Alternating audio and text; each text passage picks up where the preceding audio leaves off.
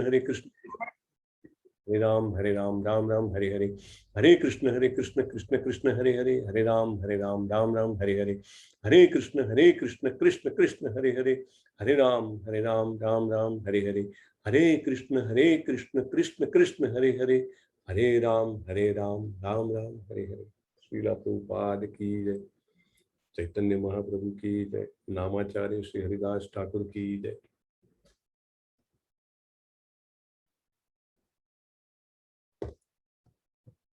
તમારા બધાનો ખૂબ ખૂબ આભાર છે કે જેને વિડીયો ઓન સાથે માળા કરેલી છે.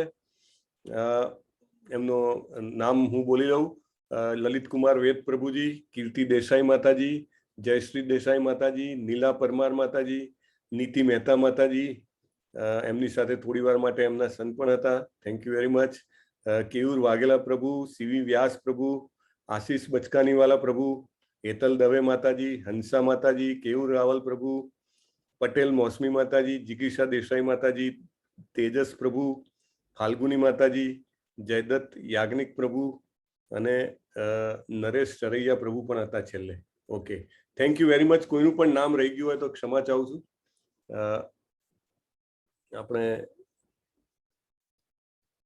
ઓકે, આજે જલ્પા માતાજી નથી, આપણે એક નાનું કીર્તન કરીશું અને પછી આપણે શરૂઆત કરીશું. नमो विष्णुपादाय कृष्णपृष्ठाय भूतले श्रीमते भक्ति वेदांत स्वामिने इति नामिने नमस्ते सारस्वती देव्ये गौरवाणी प्रचारिणे निर्विशेष शून्यवादी पाश्चात्य देशतारिणे श्री कृष्ण चैतन्य प्रभो नित्यानंद श्री अद्वैत गदाधर श्रीवासादि गौरा भक्त वृंद हरे कृष्ण कृष्ण कृष्ण हरे हरे, हरे राम राम राम हरे हरे, हरे कृष्ण कृष्ण कृष्ण हरे हरे, हरे राम राम राम हरे हरे, हरे कृष्ण कृष्ण कृष्ण हरे हरे, हरे राम राम राम हरे हरे, हरे कृष्ण कृष्ण कृष्ण हरे हरे, हरे राम राम राम हरे हरे. એક નાનું આપણે ભજન લઈશું જે જનરલી ઇસ્કોનમાં સવારના ભાગવતમ પહેલા ગવાતું હોય છે. જય રાધા માધવ, જય રાધા માધવ कुंज विहारी, जय राधा माधव कुंज विहारी, जय गोपी जन वल्लभ गिरिवरधारी, जय गोपी जन वल्लभ गिरिवरधारी, जय राधा माधव कुंज विहारी, यशोदानंदन व्रज जन रंजन, यशोदानंदन व्रज जन रंजन, यमुना तीर वनचारी, यमुना तीर वनचारी, जय राधा माधव कुंज विहारी, जय राधा माधव कुंज बिहारी गोपी जन वल्लभ गिरिवरधारी जय गोपी जन वल्लभ गिरिवरधारी जसोदानंदन व्रज जन रंजन जसोदानंदन व्रज जन रंजन यमुना तीर वनचारी यमुना तीर वनचारी जय राधा माधव कुंज बिहारी जय राधा माधव कुंज बिहारी। हरे कृष्ण हरे कृष्ण। ओके, સતત 17મા દિવસે તમારા બધાનું ખૂબ ખૂબ સ્વાગત છે આ વિશ્વના સૌથી મોટા ભગવદ્ ગીતાના જ્ઞાન યજ્ઞમાં। 5 લાખ કરતા વધારે લોકો આમાં ભાગ લઈ ગયા છે ઓલરેડી અને તમે બધા 17 દિવસ સુધી એક ધૈર્ય રાખીને અને એક ઉત્સાહ સાથે ને એક નિશ્ચય સાથે પધારો છો તો એ ખૂબ જ આનંદની વાત છે। અને હવે માત્ર આજ અને કાલ 2 દિવસ બાકી છે તો બહુ જ ઇમ્પોર્ટન્ટ પોઈન્ટ છે કે આપણે આની સાથે રિવિઝન પણ કરીએ અને રિવિઝન કરવાની 2 રીત છે। એક તો પ્રભુપાદના જે ભાવાર્થ છે એ ડિટેલમાં વાંચવા અને બીજું છે કે ક્વિઝ આવે છે ક્વિઝ ભરવાની।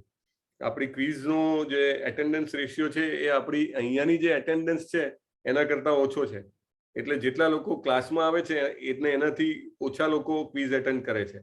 અને ખુશી માતાજીએ જે ગ્રુપમાં મૂકેલું છે કે કોને કોને કઈ કઈ અધ્યાયની ક્વિઝ બાકી છે તો તમારા બધાને મારી ખૂબ વિનંતી છે કે સમય કાઢીને તમે એક ક્વિઝ એટેન્ડ કરી લો। Okay, so we will start the chapter 17। Hare Krishna.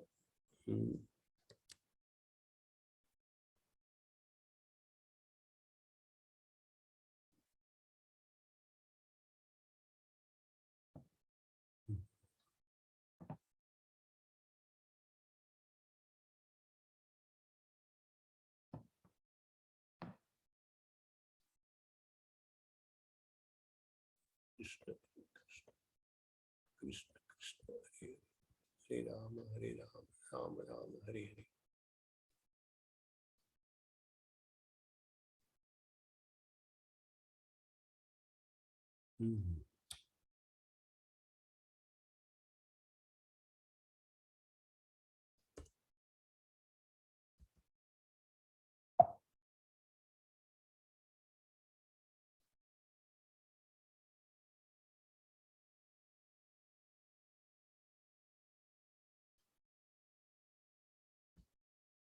મારી સ્ક્રીન દેખાય છે ખુશી માતાજી? હરે કૃષ્ણ। हाँ प्रभु जी देखा है। ओके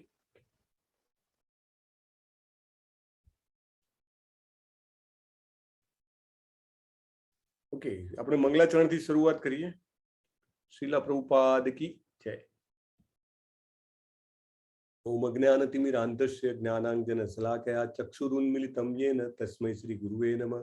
श्रीचैतन्यमनोभीष्टं स्थापितं येन भूतले स्वयं रूपं कदा मह्यं ददाति स्वपदान्तिकं।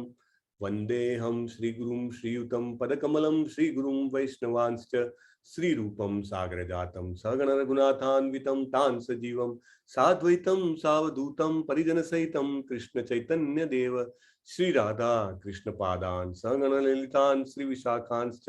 हे कृष्ण करुणा सिंधो दीनबंधो जगतपते गोपेश गोपिका कांत राधा कांत नमोस्तुते।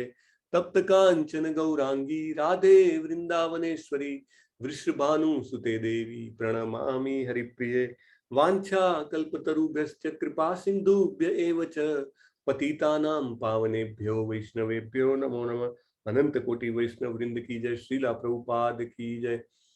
श्री कृष्ण चैतन्य प्रभु नित्यानंद श्री अद्वैत गदाधर श्रीवासादि गौर भक्त वृंद। हरे कृष्ण कृष्ण कृष्ण हरे हरे हरे राम राम राम हरे हरे। હરે Krishna. Okay, so before we start આપણે એક રિકેપ કરવાનું છે ને આજે રિકેપ જે છે એ થોડા અલગ પ્રકારનું રિકેપ છે. તો I hope you all are ready for the recap. Okay, આજનું જે રિકેપ છે એ રિકેપમાં આપણે એ જોવાનું છે કે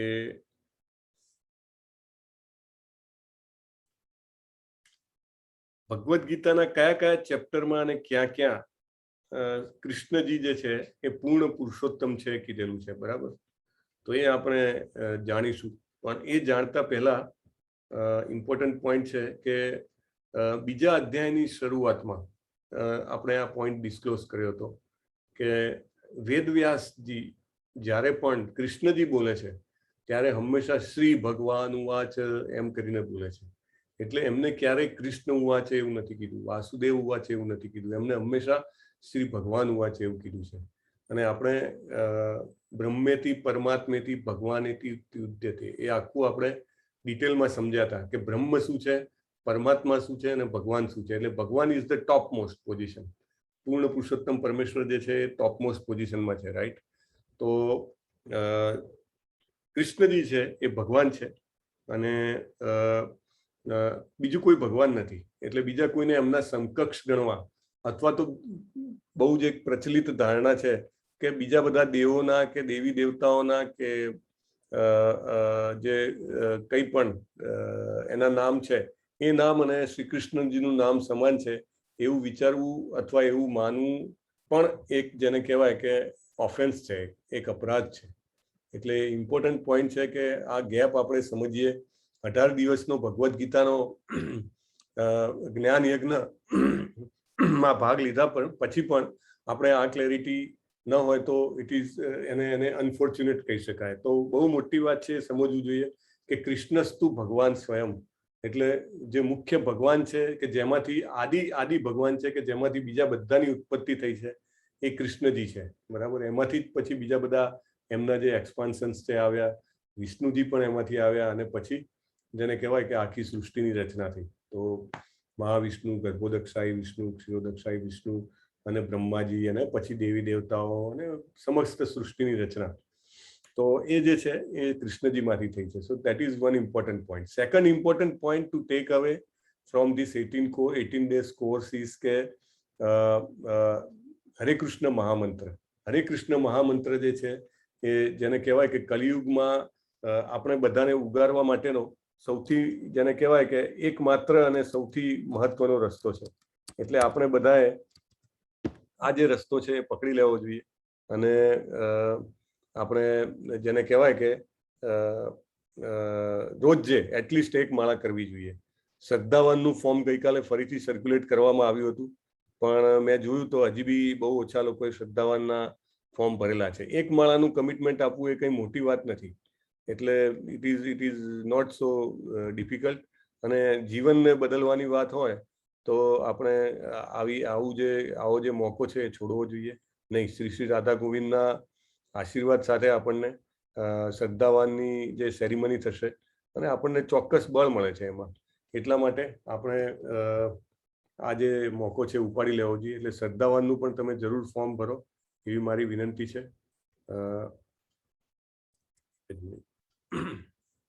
અને લાસ્ટ પોઈન્ટ ઇઝ કે ભગવાનને જમાડવાનું એ એક બીજો પ્રેક્ટિકલ છે કે જેને કહી શકાય કે આપણે પહેલા બહુ અર્લી સ્ટેજ જ્યાં હતું આપણે ઇનિશિયલ અધ્યાયોમાં જ આપણે આ જે સ્ટેજ છે એ ડિસ્કસ થયું હતું. તો ભગવાનને કંઈ પણ ધરાવો એટલીસ્ટ, કારણ કે જેવી રીતે વાત થઈ કે કોઈ પણ સંબંધમાં આપણે આગળ વધવું હોય તો હંમેશા જેને કહેવાય કે એક ખાવા પીવાનો વ્યવહાર તો હોય જ છે, બરાબર? અને બહુ ડિટેલમાં વાત થઈ હતી. ઇવન પડોશીઓમાં પણ વાડકી વ્યવહાર હોય, બરાબર? એક વાડકીમાં પડોશી બીજા વાડકીને કંઈક આપે, પોતાના ગામની કંઈક વસ્તુ લઈ આવ્યા હોય અથવા કંઈક વિશેષ બનાવ્યું હોય તો આપે. પછી એ વાડકી ખાલી ના આપે, એમાં પાછો બાજુવાળો પડોશી બીજું કંઈ ભરીને આપે. એટલે આ પ્લેથી એક સંબંધ બંધાય છે ને. અને આપણો તો શાશ્વત સંબંધ છે ભગવાન સાથે. આપણે ખાલી એટલું જ જોવાનું છે કે આપણે જે આ સંબંધ છે એને પાછો પુનર્જીવિત કરવા માટે પ્રયત્ન કરીએ. કારણ કે ભગવાન તો બહુ પ્રયત્ન કરી રહ્યા છે પણ આપણે આપણા સાઈડથી પણ થોડો પ્રયત્ન કરીએ. એટલે જ્યાં પણ હોઈએ, જે પણ સિચ્યુએશનમાં હોઈએ, જરૂર ભગવાનને ધરાઈએ. ઘણા બધા પ્રશ્નો પણ મારી પાસે આવ્યા છે કે ધરાવવા માટે કેટલી વાર ધરાવવું, પછી સાંજે ધરાવીએ તો નાહવાની જરૂર છે કે નહીં, અને શું ધરાવવું શું ના ધરાવવું. તો બહુ ધન્યવાદ છે તમારા લોકોનો કે તમે લોકો આટલો ઇન્ટરેસ્ટ લઈને આ પ્રેક્ટિકલ છે એને એક્સેપ્ટ કરી રહ્યા છો. અને લગભગ જેને કહેવાય ડઝનેક લોકો તો એવા છે કે જેમને માળા તો બહુ રેગ્યુલરલી ચાલુ કરી છે. સો ખૂબ ખૂબ આભાર. તો આજનો અધ્યાય છે 17મો અધ્યાય. 17મો અધ્યાય જે છે એનું નામ છે શ્રદ્ધાના વિભાગો. શ્રદ્ધાના જે વિભાગો છે એ કયા કયા છે એ ભગવાન સમજાવશે. પણ આ 3 વિભાગો આપણે સમજીએ એ પહેલા જે રીતે આપણે વિવિધ સંબંધો ભગવાન સાથે જોયા હતા, તો 12 પ્રકારના અલગ અલગ રસ છે કે જેનાથી ભગવાન સાથેના સંબંધનો આનંદ લઈ શકાય. અને એમાંના 5 મુખ્ય છે: શાંત, દાસ્ય, સાખ્ય, વાત્સલ્ય, માધુર્ય.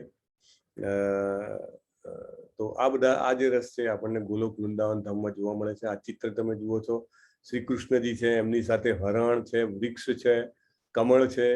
એ બધા જે છે એ શાંત ભાવમાં કહી શકાય કે ગાય છે, મોર છે, એ ઇવન ઝરણું છે, એ બધા શાંત ભાવમાં ભગવાનની સાથે છે. પછી એમના જે મિત્રો છે એ મિત્રો જે છે એ સાખ્ય ભાવમાં કહી શકાય, એમની સાથેનો સંબંધ. પછી રાધા રાણી ને ગોપીઓ છે તો માધુર્ય ભાવમાં કહી શકાય. અર્જુન પણ સાખ્ય ભાવમાં આવે છે. અને નંદ બાબા અને યશોદાજી છે એ વાત્સલ્ય ભાવમાં આવે છે. તો આ રીતે બધા વિવિધ સંબંધો રાખી શકાય છે. હવે આપણે શ્રદ્ધાના 3 વિભાગો વિશે જાણીએ. અર્જુને કહ્યું, હે કૃષ્ણ, જે લોકો શાસ્ત્રના નિયમોનું પાલન નહીં કરીને પોતાની કલ્પના પ્રમાણે પૂજા કરે છે તેમની કઈ સ્થિતિ છે? તે રજોગુણી છે, સત્વગુણી છે કે તમોગુણી છે? આ બહુ ઇમ્પોર્ટન્ટ પોઈન્ટ છે. આજકાલ તો એવું છે કે દરેક વ્યક્તિ એવું કહે કે પોતાનું લોજિક લગાવે કે આ પ્રમાણે ભગવાનની પૂજા થઈ શકે, કે આ પ્રમાણે સત્કર્મ થઈ શકે, આ પ્રમાણે તપ થઈ શકે, આ પ્રમાણે દાન થઈ શકે, આ પ્રમાણે તપ, દાન અને યજ્ઞ થઈ શકે. આવા બધા પોતપોતાના આઈડિયાઝ આપતા હોય છે, રાઈટ? કોઈ એવું કહે કે તમારા ઘરે કોઈ વ્યક્તિનું મૃત્યુ થયું હોય તો કે તમારે વિધિ કરવાની જરૂર નથી, તમે અનાથ આશ્રમમાં કે વૃદ્ધાશ્રમમાં ત્યાં દાન આપી દો. તો લોકો દરેક પોતપોતાનું જેને કહેવાય કે દિમાગ લગાવતા હોય છે કે આ જગ્યાએ આ કરો, આ જગ્યાએ આ કરો. એટલે અહીંયા આગળ અર્જુન પૂછે છે કે હે ભગવાન, કે શાસ્ત્રમાં જે લખેલું છે એ નિયમોનું પાલન નહીં કરીને પોતાની કલ્પના પ્રમાણે કરે તો એ કયા ગુણમાં આવે? હવે જો અર્જુને 14મા અધ્યાયના જે 3 ગુણો છે એ બહુ જ ક્લિયરલી જેને કહેવાય કે ડિફાઇન કરી દીધા છે. ભગવાન પાસે ક્લેરિટી માગે છે કે શેમાં આવે, બરાબર? એટલે આજકાલ તો એવું છે કે દરેક વ્યક્તિ પોતપોતાને જે સમજે, પોતપોતાને જે જ્ઞાન હોય એની વાતો કરે. શ્રી ભગવાન વાચ ત્રિવિધા ભવતી શ્રદ્ધા દેહી નામ સા સ્વભાવજા સાત્વિકી રાજસી ચૈવમ તામસી ચેતિ તામ શૃણુ. પૂર્ણ પુરુષોત્તમ પરમેશ્વરે કહ્યું, દેહધારી જીવ દ્વારા પ્રાપ્ત કરાયેલા પ્રકૃતિના ગુણો પ્રમાણે તેની શ્રદ્ધા જે છે 3 પ્રકારની હોઈ શકે છે: સત્વગુણી, રજોગુણી તથા તમોગુણી. આ વિશે મારી પાસેથી સાંભળો. અત્યાર સુધી તો આપણાને એવું હતું શ્રદ્ધા એટલે બહુ સારી વાત, રાઈટ? 16મા અધ્યાય સુધી હજી સુધી શ્રદ્ધાની આપણે ડિટેલ આઉટ કર્યા નતા ભગવાને. પણ અર્જુનજી એટલા આપણા માટે કામ કરી રહ્યા છે કે આપણને ટોટલ ક્લેરિટી આપવા માટે. નહીં તો બીજા અધ્યાયમાં ગીતા પૂરી થઈ જાત, પણ એમને ટોટલ ક્લેરિટી આપવા માટે આ આટલે સુધી ખેંચી છે. અને શ્રદ્ધા તો પહેલા તો આપણને એવું હતું શ્રદ્ધા એટલે સારામાં સારી વસ્તુ, રાઈટ? શ્રદ્ધા હોય તો માણસ તરી જાય. શ્રદ્ધાથી ફળ મળે, શ્રદ્ધાથી જ્ઞાન મળે, શ્રદ્ધાથી મોક્ષ મળે. એટલે શ્રદ્ધાનું બહુ મહત્વ આપણે સાંભળ્યું છે બાળપણથી જ કે ફેથ ઇઝ વેરી ઇમ્પોર્ટન્ટ. પણ હવે ભગવાન એના પણ પ્રકાર કહે છે કે શ્રદ્ધા પણ 3 પ્રકારની હોય છે. હે ભરતપુત્ર, પ્રકૃતિના ગુણો હેઠળ મનુષ્યના અસ્તિત્વ પ્રમાણે તે એક વિશેષ પ્રકારની શ્રદ્ધા વિકસિત કરે છે. જીવે સ્વયં અર્જિત કરેલા ગુણો અનુસાર જ તેને અમુક વિશેષ શ્રદ્ધાયુક્ત કહેવામાં આવે છે.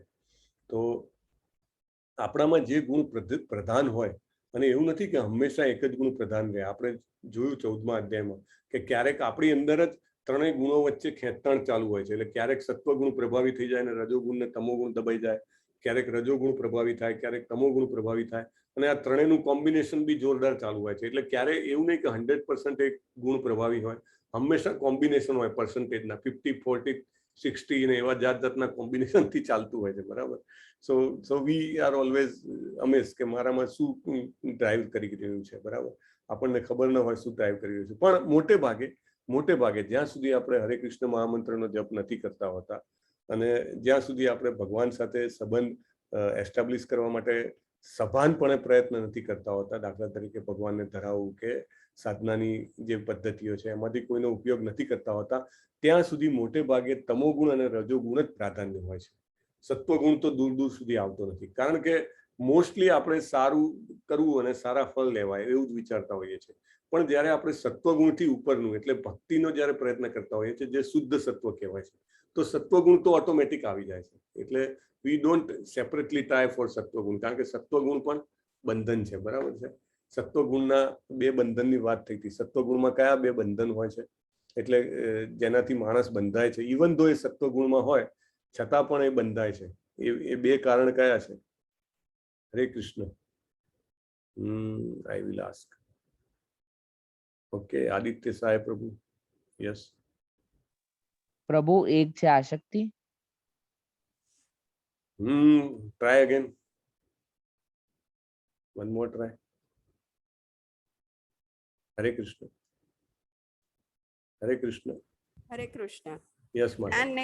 જ્ઞાન અને કર્મ. જ્ઞાન બરાબર છે, પણ બીજું એક ખૂટે છે. યસ નીલા માતાજી. હરે કૃષ્ણ. ભક્તિ. યસ પ્રીતિ માતાજી. હરે કૃષ્ણ. હરે કૃષ્ણ પ્રભુજી. Sorry, answer Karuna. Karuna. Thank you for the answer, but it is not the correct answer. Okay, so yes, Sital Mataji. Hare Krishna. You can unmute. Hare Krishna. Yes, Sital Mataji. Hare Krishna. પછી એક બીજો V20 શું નામ છે ખબર નહીં મને. હરે કૃષ્ણ. શીતલ માતાજી. હરે Krishna. Yes, you are unmute. જ્ઞાનનું અભિમાન પ્રભુજી. જ્ઞાનનું અભિમાન અને બીજું એક હોય છે. બીજું શું છે? એ તો ગીતામાં પ્રશ્ન પૂછે જવાબ આલે. આ V2030 કોણ છે? કુમાર દવે સાહેબ. બોલો બોલો. સુખ અને જ્ઞાન. Yes, thank you. Kumar Dave. Kumar Dave. ક્યાંથી બોલો છો કુમાર પ્રભુ? Surat. Thank you for the perfect answer. Hare Krishna. Okay.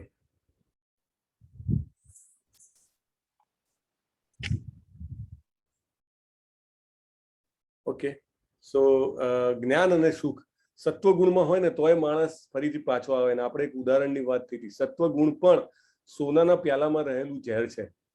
ઝેર ભલે સોનાના પ્યાલામાં હોય તો પણ ઝેર જ કહેવાય, કારણ કે એના કારણે ફરીથી આવવું પડે છે આપણે. એટલે સત્વગુણમાં હોય તો માણસને એક અભિમાન હોય કે હું બધા કરતાં વધારે હોશિયાર છું, મારું જ્ઞાન છે. અને બીજું કે એ બધું જ્ઞાન હોવાના કારણે એને સુખ સંપત્તિ વધારે મળે, એટલે એની સાથે પણ એ બંધાય કે મારે આ ફરીથી ભોગવવું છે આ સુખ અને સામર્થ્ય. એટલે જ્ઞાન અને સુખ એ બેના બંધનના કારણે ફરીથી પાછો પૃથ્વી ઉપર જન્મ લે છે. એટલે these two are the bondages of sattvaguna. Okay, તો સત્વગુણ છે એ આ રીતે બંધવે છે, પણ શ્રદ્ધાના 3 પ્રકાર છે એ ભગવાન હવે કહેશે. યજંતે સાત્વિકા દેવા અન્ય અક્ષરક્ષાંસી રાજસા પ્રેતાન ભૂત ગણાંશ્ચાન્યે યજંતે તામસા જના. સત્વગુણી મનુષ્યો દેવોને પૂજે છે, રજોગુણી મનુષ્યો અસુરોની પૂજા કરે છે, અને તમોગુણી લોકો ભૂત પ્રેતને પૂજે છે. એટલે પહેલા ભગવાને એક કેટેગરી આપી દીધી કે જેનાથી બહુ સરળતા રહી જાય આપણને સમજવામાં, કે દેવી દેવતાઓને પૂજતો હોય તો ખબર પડે કે ભાઈ આ સાત્વિક છે. પછી અસુરોની પૂજા કરતો હોય તો ખબર પડે કે આ રજોગુણી છે. અસુરોમાં પાછા ઘણા બધા અસુરો આવે હો. આપણને એવું લાગે કે જેના 2 શિંગડા હોય અને દાંત બરાબર બહાર નીકળ્યા હોય અને રાક્ષસ જેવો દેખાતો હોય, એના હાથના નખ મોટા મોટા હોય તો એને રાક્ષસ કહેવાય. એવું નથી. કળિયુગમાં ફર્સ્ટ ક્લાસ આપણે જેને કહેવાય કે કપડાં પહેરેલા પ્રોફેશનલ હોય તો પણ એની અંદર ક્યાંક ને ક્યાંક રાક્ષસ હોય, અને આપણા બધામાં પણ કોઈને કોઈ માત્રામાં નાના મોટા જેને કહેવાય કન્ડિશનમાં રાક્ષસ હોય છે. તો તમને ખ્યાલ હશે ઘણા બધા લોકોએ માણસોના પણ મંદિર બનાવેલા છે, ખબર છે? there is a temple for Sachin Tendulkar, there is a temple for Narendra Modi, there is a temple for Ravan. ઘણા બધા. એટલે આપણે કોઈને અસુરની કેટેગરીમાં સ્પેસિફિકલી પકડીને મૂકવા નથી માંગતા, પણ કહેવાનો મતલબ એ છે કે દેવો સિવાય, દેવો અને ભૂતો સિવાય કોઈને ભજતા હોય તો આ રજોગુણી શ્રદ્ધામાં આવી શકે છે, બરાબર છે? રજોગુણી શ્રદ્ધા. અને તમોગુણી લોકો ભૂત પ્રેતને ભજે છે, અને એવા ઘણા લોકો છે. અને અંતરિયાળ વિસ્તારોમાં તો ભુવાઓ અને જે કહેવાય દાખલાઓ ને એ બધાનું તો ખૂબ ચલણ છે. અને તમે પૂર્વ બાજુ જાઓ, બંગાળ બાજુ, તો તમને તમોગુણના રીતસરના શાસ્ત્રો અને તાંત્રિકો મળે કે જે સ્પેશિયલી આ બધી વિધિ કરાવતા હોય. સાઉથમાં પણ પ્રભુજી કે નામનિષ્ઠા પ્રભુજી કે મેંગ્લોરમાં તો એક જેને કહેવાય કે મોટી સંખ્યામાં લોકો આ બધામાં માને છે. અને અમાવસ્યા કે એવી રાત્રિ હોય તો સ્મશાનોમાં જેને કહેવાય કે લોકો ટોળામાં જતા હોય છે, અને આખી રાત સ્મશાનમાં રહીને એ લોકો યજન કરે, ભૂતને બોલાવે. એનો જે પેલો ભૂવો હોય એ ભૂવો જેને કહેવાય જીવતા પક્ષી ખાય અને દારૂ પીવે, અને પછી થોડા ટાઈમ પછી એવી ભયાજનક સિચ્યુએશનમાં આખી રાત જાગે લોકો, અને પેલો પછી એમના પ્રશ્નોના જવાબ આપે કે ધન ખોવાઈ ગયું છે તો ક્યારે આવશે, પત્ની જતી રહી છે તો ક્યારે આવશે. આવા બધા જ જેને કહેવાય કે લોકો જે સસ્તો અને સહેલો રસ્તો ઉપર શોધવામાં લાગેલા હોય છે, તો એ લોકો તમોગુણી લોકો કહેવાય છે. તો these are the 3 categories: sattva, rajas અને તમસ. જે લોકો દંભ તથા અહંકારને તાબે થઈ શાસ્ત્રની વિરુદ્ધ કઠોર તપ તથા વ્રત કરે છે, જેઓ કામ વાસના તથા આસક્તિ દ્વારા પ્રેરિત થાય છે, જેઓ મૂર્ખ છે, અને જેઓ શરીરના તત્વોને તથા શરીરમાં રહેલા પરમાત્માને કષ્ટ આપે છે, તેઓ અસુર કહેવાય છે. આ ચિત્રો દેખાય છે, કેવા સરસ ચિત્રો છે. જો અહીંયા લેફ્ટ સાઈડમાં નીચે આપણે આ 6થો અધ્યાય જોયો ને ત્યારે પણ આ જોયા હતા. આમાંના અમુક તો આખું માથું અંદર નાખીને શરીરને આટલું કષ્ટ આપવાનો કોઈ ફાયદો ખરો? મુઠ્ઠીભર લોકોનું જેને કહેવાય એટેન્શન ખેંચવા માટે આ બધું કરવાનો કોઈ મતલબ? આ બાજુ જુઓ રાઈટ સાઈડમાં નીચે, એમાં પણ માણસ આવું જ કરે છે. વચ્ચે કોણ છે? આ વચ્ચે જે દેખાય છે કોણ છે? Hare Krishna. Let me ask. Yes Kevur પ્રભુ, યુ કેન આન્સર. યસ, હરે કૃષ્ણ. હરે કૃષ્ણ પ્રભુજી. હરે કૃષ્ણ. રાવણ છે. રાવણ છે, શું કરી રહ્યો છે? એ એમને કૈલાશ પર્વત ઉપાડ્યો હતો. હા, બરાબર છે. Yes, thank you. Hare Krishna. Hare Krishna. Hare Krishna. Okay. Than next is કે આ ઉપરનું જે ચિત્ર દેખાય છે જેમાં એ રાઈટ સાઈડમાં ઉપરનું, એમાં કોણ છે? યસ, જલ્પા માતાજી. હરે કૃષ્ણ. હરે કૃષ્ણ. જલ્પા માતાજી. હિરણ્યકશ્યપ છે. હિરણ્યકશિપુ છે, અને શું કરી રહ્યો છે? એને તપસ્યા એટલી બધી કરી હતી, કોને પેલા કરવા માટે તો યાદ નથી પ્રભુજી, પણ એટલી બધી કરી હતી કે આખું બધી એના તરફ એની આજુબાજુ બધું ચણાઈ ગયું છે, એટલું કન્ટિન્યુઅસ એને તપસ્યા કરેલી. Yes, thank you. અને આ જે હંસ ઉપર આવેલા છે, ઉપર દેખાય છે, એ કોણ છે? એ દેખાતું નથી કદાચ મને બહુ ક્લિયરલી. હંસ કોનું વાહન છે? ચતુર્મુખી કોણ છે? હંસ કોનું વાહન છે? બ્રહ્માજી. બ્રહ્માજી છે. Okay, thank you. Thank you Jalpa માતાજી. થેન્ક યુ કેવુર પ્રભુ. સો આ રીતે બધા પોતાના શરીરને કષ્ટ આપે છે. આજે એકાદશી છે, બરાબર? ઘણા બધા લોકોએ ઉપવાસ કર્યો હશે, અને એને આ કેટેગરીમાં મુકાય કે ના મુકાય, રાઈટ? તો એ આપણે પોતાએ જોવાનું છે કે શું આપણે દંભ અને અહંકારને લઈને આપણે તપ કરી રહ્યા છીએ, કે આપણે ભગવાનનું જેને કહેવાય કે ભક્તિ કરવા માટે આ ઉપવાસ કરી રહ્યા છીએ. ઘણા લોકો નિર્જળા પણ કરતા હોય છે. તમને બધાને એક બહુ જ સરસ દાખલો આપું. પ્રભુપાદે જ્યારે ઇસ્કોનની શરૂઆત કરી ને, શરૂઆતના 2-3 વર્ષોની વાત છે, તો મોટા ભાગના મેં તમને કીધું 10,000 જેવા શિષ્યો એમના, અને almost all are in young age, around 15 to 25, એ બેની વચ્ચેની જ એજ વાળા 10,000 જેવા એમના ફોરેનના શિષ્યો. અમેરિકાના મેક્સિમમ હતા 5,000, અને બીજા બધા યુરોપ ને બીજા બધા કન્ટ્રીમાંથી ને બીજા 5,000. તો 10,000 શિષ્યો હતા એમના, અને એ બધા જ જેને કહેવાય કે ઇનિશિયલી પાર્ટ ટાઈમ અને પછી ફૂલ ટાઈમ મંદિરમાં આવતા હતા. તો પ્રભુપાદ એક વખતે મંદિરમાં જાય છે અને જુએ છે તો મંદિરમાં કોઈ પ્રવૃત્તિ ખાસ ચાલતી નથી હોતી. ઇસ્કોનના મંદિરમાં આમ તમે જાઓ તો ખૂબ પ્રવૃત્તિઓ ચાલતી હોય, આમ ધમધમતું હોય એવું લાગે, કારણ કે સવારના 4 વાગ્યાથી તો મંગલા આરતી ચાલુ થઈ જાય, અને મંગલા આરતી પછી તુલસી આરતી થાય, ને પહેલા નરસિંહ આરતી થાય, મંગલા આરતી પછી તુલસી આરતી થાય, તુલસી આરતી પછી 1.5 થી 2 કલાક માટે પેલા 16 માળા કરે બધા, અને પછી માળા કર્યા પછી શ્રૃંગાર આરતી થાય, અને શ્રૃંગાર આરતી થાય પછી ભાગવતમનો પાઠ થાય. એટલે લગભગ 4.5 કલાકનો એ, અને સાંજના પાછો બીજો 3 થી 4 કલાકનો પ્રોગ્રામ, અને દિવસે બુક ડિસ્ટ્રીબ્યુશન કરવાનું, પ્રીચિંગ કરવાનું, મંદિર માર્જનમ કરવાનું, મંદિર શુદ્ધિ. એટલે જેને કહેવાય કે એકવાર માણસ અંદર જાય ને તો એને ખબર પડે કે કોર્પોરેટમાં કે ડોક્ટરને ત્યાં કે કોઈ પણ બિઝનેસમાં કે કોઈ પણ પ્રોફેશનમાં જે કામ હોય છે કે ગૃહિણીને ઘરમાં, એનાથી અનેક ગણું કામ હોય છે ઇસ્કોનમાં. અને પ્રભુપાદ એવું કહેતા હતા કે મારે આળસુ માણસો જોઈએ નહીં, મારે તો ભગવાનની ભક્તિમાં કે સેવા માટે આવ્યા હો તો you have to be very very punctual and available. તો એ ગયા ત્યાં આગળ તો આમ બહુ કોલાહલ નહીં મંદિરમાં એમને જોયું તો કોઈ હતા નહીં. પછી એ જાય છે ત્યાં આગળ જે પેલું સ્ટેની જગ્યા હોય ને, બ્રહ્મચારીઓ અને સાધુઓ અને પછી અમુક તો જે કહેવાય કે સેવકો પણ હોય, તો જોયું તો બધા સૂતેલા. એટલે પૂછ્યું કે કેમ ભાઈ સૂતેલા છો? તો કે આજે એકાદશી છે ને, કે એટલે કે અમે બધાએ ખાધું નથી, અને કે મોટા ભાગના તો અમે નિર્જળા પણ કરીએ છીએ, એટલે કે આજે તો શું થાય, કે આજે કશું ના થાય. પ્રભુપાદે દંડો ઉપાડ્યો લિટરલી, અને કે if that is the case, you don't do fast, but you have to serve. You have to serve the Lord. You have come here to serve the Lord. તમે ભગવાનની સેવા કરવા આવ્યા છો. એટલે એકાદશી છે તો તમારે પેલું ભૂખ્યા થઈને આમ બેસી ગયા બાજુમાં એવું ના ચાલે.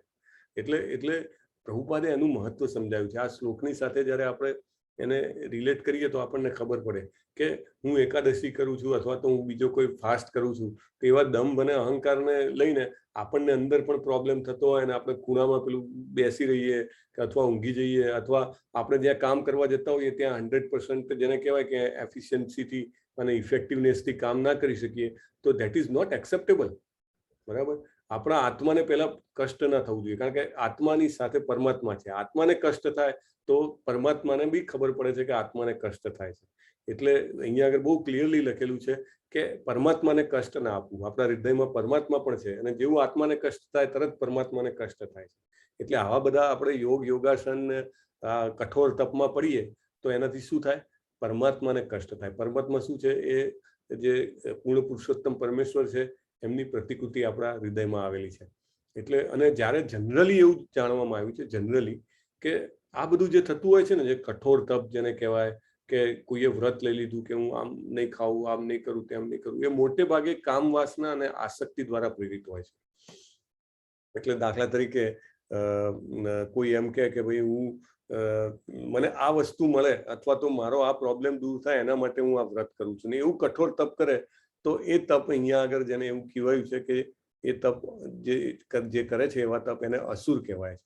એટલે પ્રભુપાદે જેવી રીતે એમના જે શિષ્યો હતા એમને દંડો દેખાડીને કીધું કે આ મારે નહીં ચાલે, તમારે ફળાહાર કરવું હોય તો કરો, પણ તમારે બુક ડિસ્ટ્રીબ્યુશન તો કરવાનું જ છે, તમારે ડેટી વર્શિપ તો કરવાની જ છે, મંદિર માર્જનમ તો કરવાનું જ છે, પ્રીચિંગ તો કરવાનું જ છે. એટલે જે ભક્તિમય સેવા છે, ડિવોશનલ સર્વિસ, એમાં ક્યાંય કોમ્પ્રોમાઇઝ કરવાનું નથી. એટલે મોટે ભાગે તો એકાદશીના દિવસે લોકો રોજ જેટલી માળા કરતા હોય એનાથી કદાચ ડબલ, 3 ગણી, 4 ગણી માળા કરતા હોય છે, ડિપેન્ડિંગ અપોન કન્વિનિયન્સ. એટલે બીજી કોઈ સેવા ના થાય તો આ સેવા તો તમારે કરવી જ જોઈએ, નામ સેવા, મોટામાં મોટી સેવા. કારણ કે પ્રભુપાદ કહી ગયા છે કે ઇસ્કોનની જો ફોર્મ્યુલા મૂકવામાં આવે તો 99% ઇઝ હરે કૃષ્ણ મહામંત્ર જપ, અને બાકી 1%માં બધું આવી ગયું. દેટ ડઝન્ટ મીન કે ખાલી તમે બધું છોડી કરીને ખાલી જપ કરવા બેસી જાઓ. બીજી જે કંઈ પણ સેવા કરી શકો, કારણ કે it is not possible to continuously chant harinam. એટલા માટે જે કંઈ પણ સેવા મળે એ કરતા રહેવાનું અને સાથે જપ પણ કરતા રહેવાનું. પણ આ દાખલો ધ્યાનમાં આપણે બધાએ રાખવાનો છે. આપણા પરમાત્માને આપણા હૃદયમાં કષ્ટ ના થાય એવી રીતે આપણે તપ કરવાનું છે. કોઈ પણ તપ કરતા હોઈએ તો 100% વિચારવાનું કે હું આ કેટેગરીમાં તો નથી આવતો ને. જે અન્ન સત્વગુણી મનુષ્યોને પ્રિય હોય છે તે આયુષ્ય વધારનાર. હવે આપણને જે જાણ મળશે એ જાણ છે ડાયટિંગ પ્લાન. બરાબર. ભગવાન કહે છે કે વોટ ઇઝ ડાયટ, ડાયટ શું કહેવાય છે અને ડાયટનું શું ઇફેક્ટ છે અને how we can utilise this information. આને આપણે કેવી રીતે આપણા જીવનમાં વણી લઈએ અને એને કેવી રીતે આપણી માનસિકતાને આપણી ચેતનાને ઉપર લઈ જવા માટે ઉપયોગ કરીએ એ આપણને આ હવે શ્લોકોમાંથી જણાવશે ભગવાન. જે અન્ન સત્વગુણી મનુષ્યોને પ્રિય છે તે આયુષ્ય વધારનાર, જીવન શુદ્ધ કરનાર, બળ, સ્વાસ્થ્ય, સુખ તથા તૃપ્તિ આપનારું હોય છે. આવું અન્ન રસયુક્ત, સ્નિગ્ધ, પોષણ કરનારું, હૃદયને ભાવે એવું હોય છે. એટલે સૌથી પહેલી કેટેગરી શું કીધી? સત્વગુણી અન્ન. સત્વગુણી અન્ન દાખલા તરીકે અહીંયા આગળ જે કેળના પાન ઉપર જે છે એ આપણે ઇસ્કોન મંગલુરુમાંથી કોર્સ ચાલે છે. એટલે મંગલુર કર્ણાટકમાં જે એમની ટિપિકલ થાળી હોય ને, ગુજરાત એને કહેવાય કે શાકાહારી થાળી, એનું આ પિક્ચર છે. તો આમાં પાયમ ને પાયસ ને બધું જ જેને કહેવાય કે ઇટ ઇઝ ઓલ સત્વગુણી. એટલે એમાં જેને કહેવાય કે જીવનને શુદ્ધ કરનાર, આયુષ્ય વધારનાર તત્વોનો ઉપયોગ કરવામાં આવ્યો છે. દાખલા તરીકે નીચે જુઓ તો સલાડ છે. બરાબર. સલાડ છે કે ફ્રૂટ્સ છે તો એ પણ એમાં આવે છે. આપણે હવે જોવાનું છે કે આપણે શું ખાઈએ છીએ, આપણે જે ખાઈએ છીએ આ કેટેગરીમાં આવે છે કે નહીં. અને એટલું બધું મહત્વ છે આપણી સાયકોલોજી ઉપર, આપણી કોન્શિયસનેસ ઉપર, આપણી ચેતના ઉપર. તમે તમારામાંથી ઘણા બધાને તો ખબર જ હશે, પણ છતાંય જેને આ પ્રયોગ ના કર્યો હોય એને ચોક્કસ પ્રયોગ કરજો. કેટલીક વાર તમને એવું થાય કે મન બહુ ઉદ્વિગ્ન રહે છે. બરાબર. બધું જ સારું છે, બધું જ જેને કહેવાય ફેવરમાં છે, છતાંય મનમાં જે છે કે એક ચિંતા કે એક અશાંતિ હોય છે. તો આ જે અન્નનો જે આપણો ઇન્ટેક છે ને એ આપણે જો ચેન્જ કરી શકીએ ને તો ઘણું બધું ચેન્જ થઈ જાય એવું છે. એટલે જો આપણું અન્ન આ રીતે આપણે સાત્વિક લઈએ તો એ સાત્વિક અન્નથી મનના વિચારો અને માનસિક શાંતિ ખૂબ જ વધે છે. પછી ભલે ગમે તેવા સંજોગો હોય, આપણું ઇન્ટેક આપણે ક્લિયર કર્યું ને તો બહુ ફાયદો થાય. દાખલા તરીકે કેટલીક વાર કોઈ વ્યક્તિને કંઈક રોગ હોય અને ડૉક્ટર એની ઘણી બધી દવાઓ કરે, પછી એમ કે આ દવાઓ કંઈ કામની નહીં, તમે એક કામ કરો, તમે કોઈ હવા ખાવાના સ્થળે જાઓ, તમે ફરીને આવો, તમે હવા ચેન્જ કરી આપો. બરાબર. ઘણા બધા મહાપુરુષોના આપણે જીવન જોઈએ તો છેલ્લે જ્યારે તબિયત બગડે તો એમને નેચરલ પ્લેસ પર લઈ જવામાં આવે. એટલે પર્વતોની જગ્યા અથવા સમુદ્ર કિનારો, નદી કિનારો, દાખલા તરીકે ગુજરાતમાં નર્મદાજીનો કિનારો છે જેને તપોભૂમિ કહેવામાં આવે છે.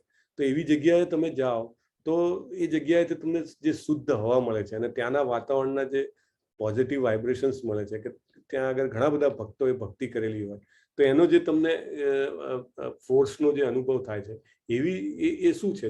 કારણ કે શ્વાસ પણ એક ઇન્ટેક છે ને આપણા શરીરમાં. જે મેજર ઇન્ટેક, જે કન્ટિન્યુઅસ ઇન્ટેક ચાલી રહ્યું છે, જે ઇનપુટ છે એ શું છે? શ્વાસ છે.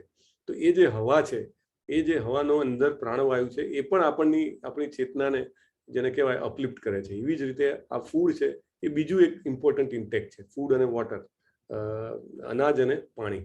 તો એ પણ આપણે જો વ્યવસ્થિત લઈએ તો એનો બેનિફિટ છે. પછી સેકન્ડ કેટેગરી, અતિશય કડવું, ખાટું, ખારું, ગરમ, તીખું, લુખ્ખું, બળતરા કરનારું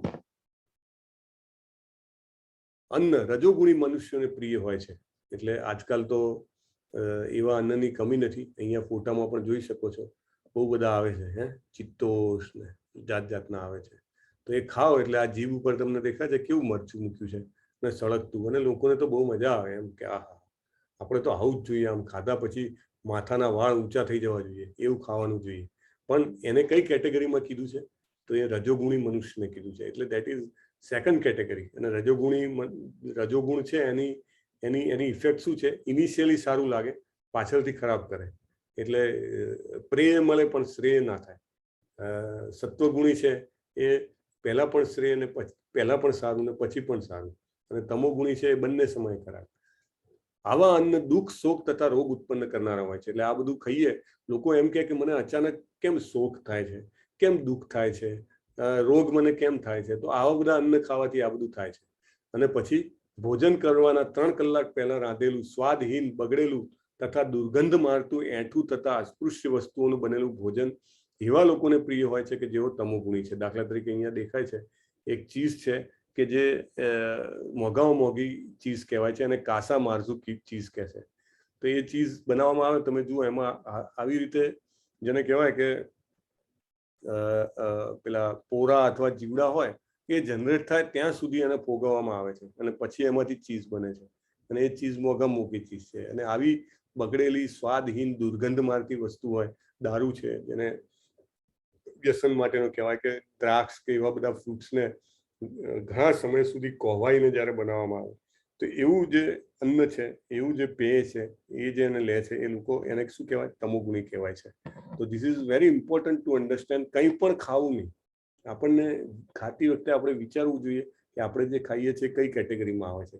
કારણ કે જો આપણે સારું ખાશું તો એ આપણને બળ, સ્વાસ્થ્ય, સુખ અને આયુષ્ય આપશે. જો આપણે આ ખાટું, ખારું, તીખું એવું બધું જેને જીભના ચટાકાવાળું આપણે વધારે ખાઈએ તો એનાથી દુઃખ, શોક અને રોગ ઉત્પન્ન થાય.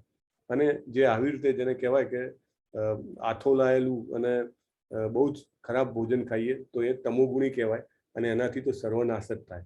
પણ એક કેટેગરી છે, કારણ કે આજે ઘણા બધા લોકો જોબ કરતા હોય અને એવું શક્ય ના હોય હંમેશા કે 3 કલાકમાં ખાઈ જ લે, બરાબર. ઘણા લોકોને તો સવારના ડબ્બો બનાવીને જવું પડે અને બપોરે 12, 1 વાગે, 2 વાગે ખાતા હોય, તો એનું શું? એ તો 3 કલાક પછીનું જ કહેવાય, રાઈટ? ઇવન મને યાદ છે, હું પણ અર્લિયર અબ્રોડ ગયો હતો ત્યારે પણ એવું કે ખાવાનું તો બનાવી દેવાનું, અને અમુક મારે તો વ્યવસ્થા હતી, પણ મારા અમુક મિત્રો તો એવું કે રવિવારે જ બનાવી દે, અને એ સબ્જી બનાવી હોય રવિવારે તો છેક શુક્રવાર સુધી ચાલે, ડીપ ફ્રીજમાં મૂકી દે અને સવારે ઉઠીને એને ગરમ કરી નાખે, અને એ જ સબ્જીને સાથે 4 રોટી કે એવું કંઈ બનાવીને લઈ જાય. તો દે યુઝ ટુ ડુ ધેટ. પણ અહીંયા આગળ એની ના પાડેલી છે. તો એનો રસ્તો છે ને આચાર્ય બતાવે છે. તમે જ્યારે ભાવાર્થ વાંચો ભગવદ્ ગીતા યથારૂપમાં, તો એ બધું જ આપણને ખબર પડે કે આ બધાનો રસ્તો શું છે. એટલે આપણે આ ડિટેલમાં કવર ટુ કવર વાંચવાની. તો એમાં પ્રભુપાદ કહે છે કે 3 કલાક પછીનું તમે ના કરાવી શકો, ના ખાઈ શકો. ઇવન મંદિરમાં પણ રાધાકૃષ્ણ કે એમની સેવા થતી હોય તો એમને બી ફ્રેશ બનાવીને, દિવસમાં 8 ભોગ લાગે તો 8 ભોગ ફ્રેશ બનાવીને લગાડવામાં આવે. પણ આપણે જો ભગવાનને ધરાયેલું વસ્તુ રાખી હોય તો એ આપણે ભલે 3 દિવસ પછી બી કહીએ ને તો એને પ્રસાદ કહેવાય, અને એમાં આ કેટેગરી લાગુ પડતી નથી. એટલે ભગવાનને ધરાવવાનું હવે આપણને આ બીજું એક કારણ મળી ગયું કે ભગવાનને ધરાવવાથી એ તમોગુણની કેટેગરીમાં પછી આવશે નહીં, અને આપણે એને રીયુઝ પણ કરી શકીએ. એટલે આફ્ટર લોંગ મે બી 3 કલાક પછી પણ આપણે એને ખાવું હોય તો ખાઈ શકીએ. એટલે આપણે ભગવાનને હંમેશા ધરાવવું જોઈએ. તો તમે લાંબા દિવસ પછી ઘરે પહોંચો અને ટેબલ પર ખોરાકની સામગ્રી આ બધી જુઓ તો તમે શું કરો, બરાબર? તો આ બધું જોઈને આપણે નક્કી કરવાનું છે. જે યજ્ઞ શાસ્ત્રોક્ત વિધિ પ્રમાણે કર્તવ્ય સમજીને, હવે યજ્ઞના પ્રકાર કહે છે ભગવાન. સૌથી પહેલા શ્રદ્ધાના પ્રકાર કીધા, પછી અન્નના પ્રકાર કીધા, હવે યજ્ઞના પ્રકાર કહે છે. જે યજ્ઞ શાસ્ત્રોક્ત વિધિ પ્રમાણે કર્તવ્ય સમજીને ફળની આકાંક્ષા નહીં રાખનારા લોકો દ્વારા કરવામાં આવે છે તે સાત્વિક યજ્ઞ કહેવાય છે. તો યજ્ઞાનામ જપ યજ્ઞોસ્મી, એટલે આપણે માળા કરીએ પણ આ રીતે કરીએ તો એને સાત્વિક માળા કહેવામાં આવે છે. અને બીજા પણ યજ્ઞ છે એ પણ આ રીતે કરવા જોઈએ. પરંતુ હે ભરત શ્રેષ્ઠ, જે યજ્ઞ અમુક દુનિયાવી લાભ માટે કે ગર્વ ખાતર કરવામાં આવે છે તેને તું રજોગુણી જાણ. તો ઇમ્પોર્ટન્ટ પોઈન્ટ શું છે કે દુનિયાવી લાભ. દુનિયાવી લાભ એટલે શું?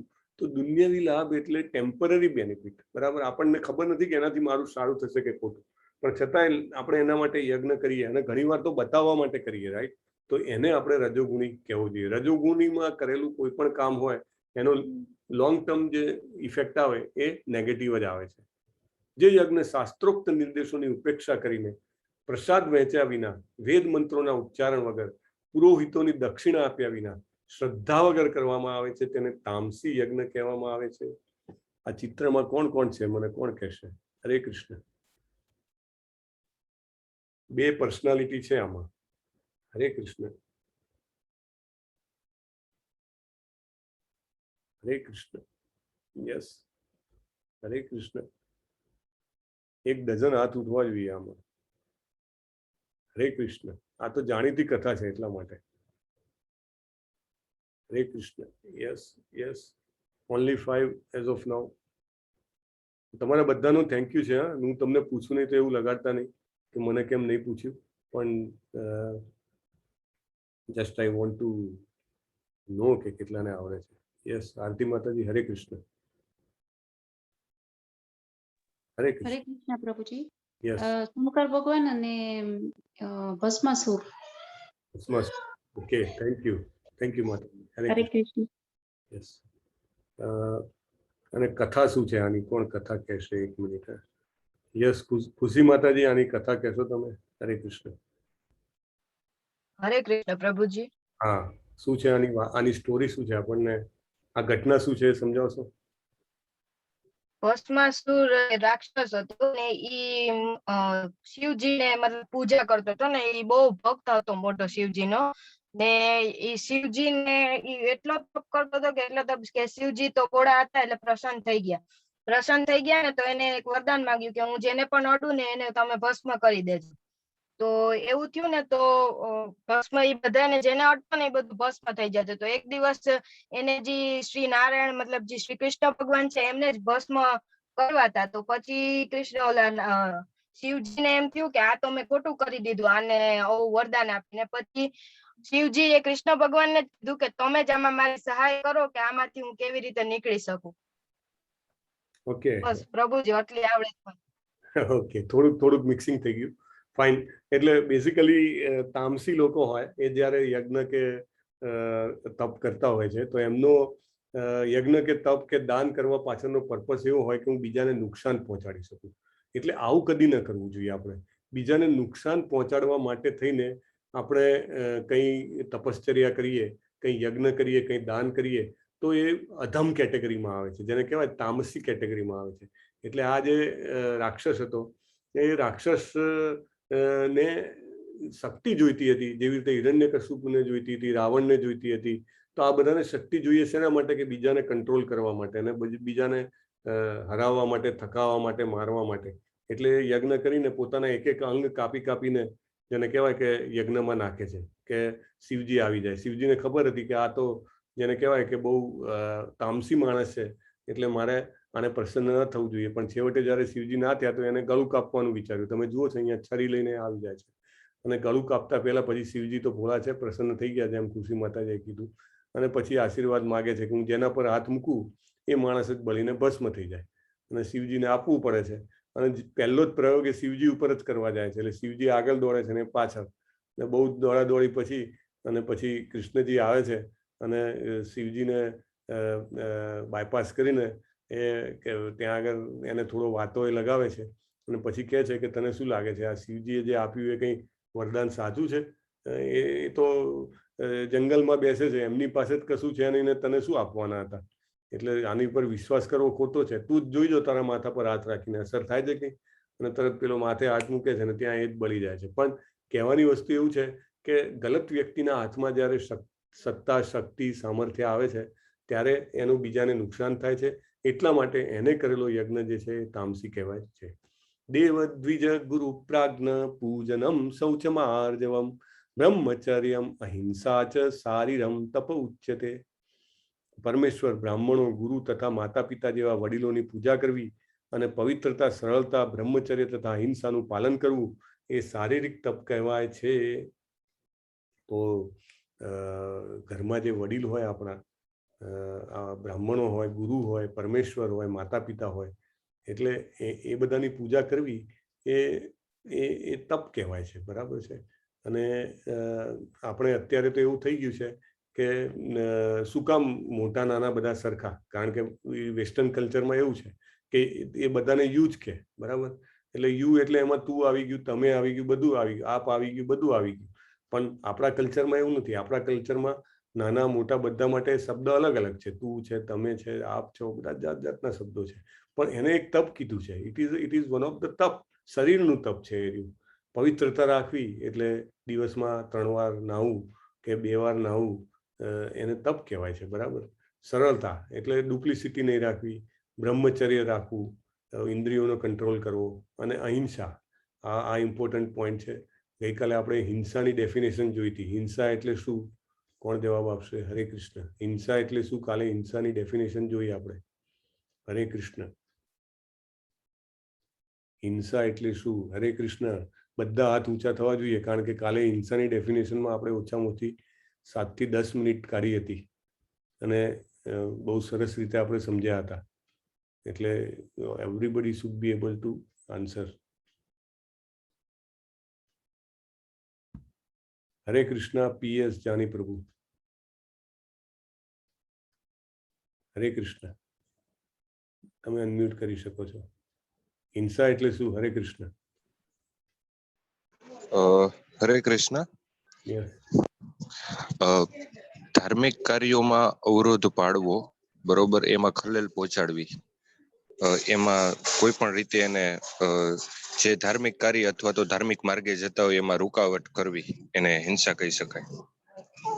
Okay, thank you PS Jani પ્રભુ. એકચ્યુઅલી થોડુંક એમાં ઇમ્પ્રુવમેન્ટની જરૂર છે. નિહારિકા માતાજી, હરે કૃષ્ણ. હિંસા એટલે કોઈ પણ જીવની આધ્યાત્મિક પ્રગતિમાં રૂકાવટ નાખે એ હિંસા છે. હરે કૃષ્ણ. બહુ સરસ, પરફેક્ટ. થેન્ક યુ માતાજી. સો હરે કૃષ્ણ. That is right. હિંસા એટલે આધ્યાત્મિક પ્રગતિમાં રૂકાવટ નાખીએ અને હિંસા કહેવાય. તો સ્પિરિચ્યુઅલ પ્રોગ્રેસ જેને કહી શકાય. પણ અર્જુને જ્યારે કૌરવોને અને બીજા બધાને માર્યા તો એ બધાની આધ્યાત્મિક પ્રગતિ થઈ, બધાને ભગવાનના ધામમાં જવા મળ્યું. એટલા માટે એ બધાની આધ્યાત્મિક પ્રગતિમાં રૂકાવટ નહોતી, માટે એ અહિંસા કહેવાય છે. ઓકે, તો એને પણ શારીરિક તપ કહેવાય છે. તમે ઇસ્કોનમાં જાઓ ને તો સવારના શૃંગાર આરતી, અને શૃંગાર આરતી પછી ગુરુ પૂજા આરતી થાય. તો બહુ જ સરસ હોય છે. જેને પણ મોકો મળે કરવું જોઈએ. એમાં પ્રભુપાદની જેને કહેવાય કે મૂર્તિ મૂકીને પ્રભુપાદની પૂજા થતી હોય છે. એટલે એમની સરસ જેને કહેવાય કે દિલ દઈને એનું ગાન કરવામાં આવે અને બધા લોકો એમાં જોડાય છે. એમાં પણ એક બહુ જ સરસ પોઈન્ટ છે.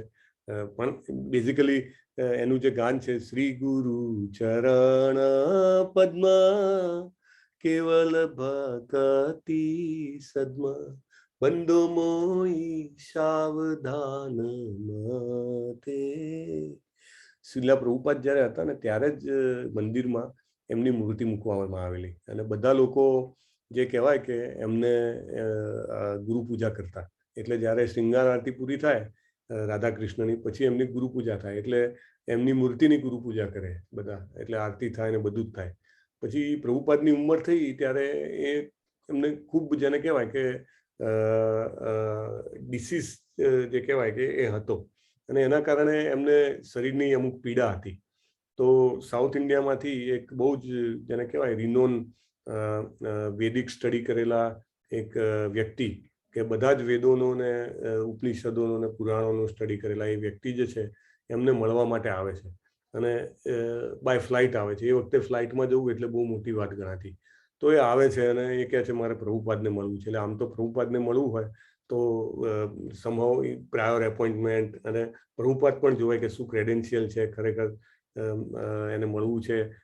તો એ આવે છે એટલે પછી પ્રભુપાદ એને પરમિશન આપે છે કે આવી શકે છે.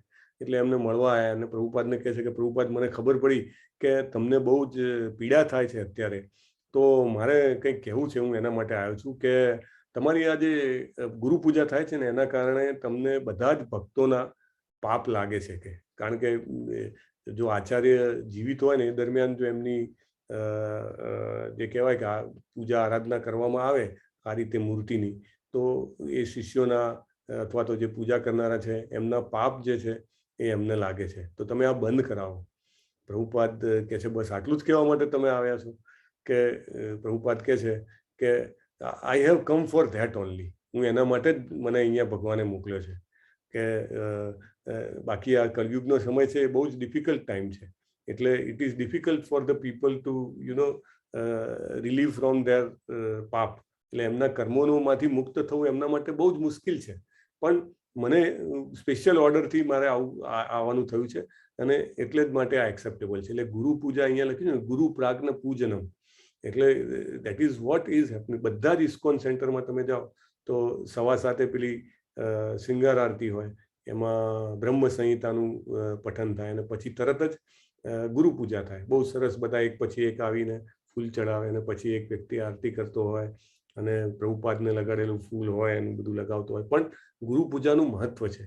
અહીંયા આગળ ભગવાન પોતે કહે છે કે એ જે કરીએ છીએ એને શરીરનું તપ કહેવામાં આવે છે. અને એ કરવાથી આપણા તપ કરે એટલે શું થાય? તપ કરવાથી અમુક કષ્ટ પડે ટુ સમ એક્સટેન્ટ, અને એ કષ્ટ લેવાથી આપણે જે વધારે કષ્ટ લેવાનું હોય આપણા કર્મોનું એ ન લેવું પડે. સૂડીનો ઘાસ સોયથી ટળી જાય એવું કહેવાય છે. એટલા માટે આપણે આ જે તપ છે કરવું જોઈએ. અનુદ્વેગ કરમ વાક્યમ સત્યમ પ્રિય હિતમ ચયત સ્વાધ્યાયા વ્યસનમ ચૈવ વાગ્મયમ તપ ઉચ્યતે.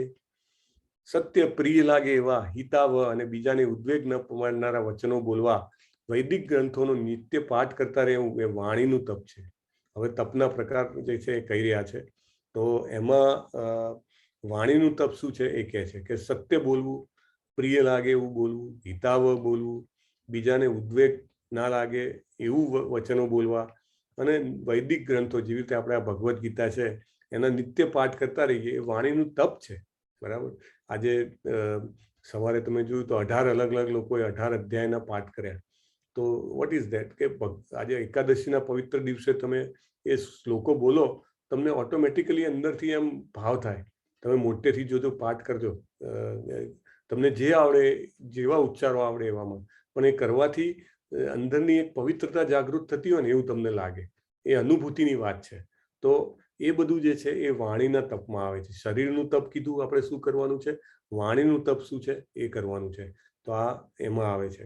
આપણે હરે કૃષ્ણ મહામંત્રનો જપ કરીએ તો એ પણ જે છે કે મોટામાં મોટું જેને કહેવાય તપ કહી શકાય છે.